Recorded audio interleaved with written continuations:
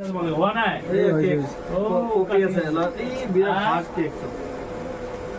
ফেচবুকটো কাটিব লাগিছিল আগত না ফেচবুকটো থাকিব লাগিব এতিয়া এইটো আপুনি কাৰ মুখত প্ৰথম দিব কওকচোন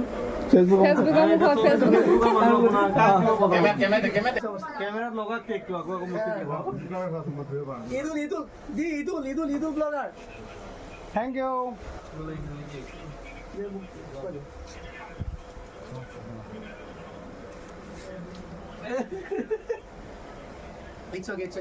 নমস্কাৰ সকলোকে।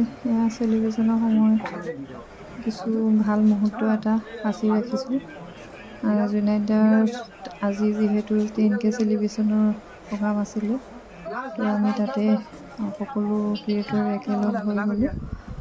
ভাল লাগিছে, ক্ৰিয়েটৰবিলাকক নতুনকৈ লগ পাইছোঁ। যিখিনি মোৰ লগত কমেণ্টত থাকে, মই যিহেতু দেখা নাই, আজি লগ পাইছোঁ, ভাল লাগিছে।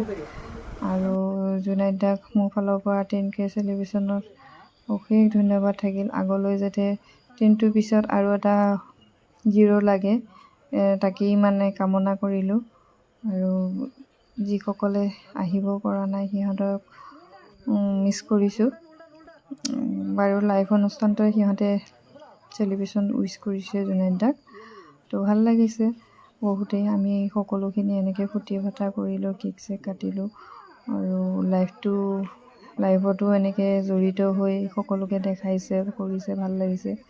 যিসকল আহিব পৰা নাই যিহেতু, আৰু দূৰত থকাখিনিতো আহিব নোৱাৰিব ন। আমি যিখিনি অলপ ওচৰে পাঁজৰে আছোঁ সিহঁত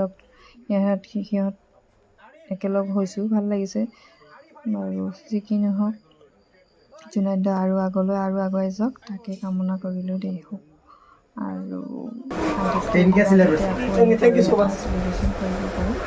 সোনকালে 20K হ'ব।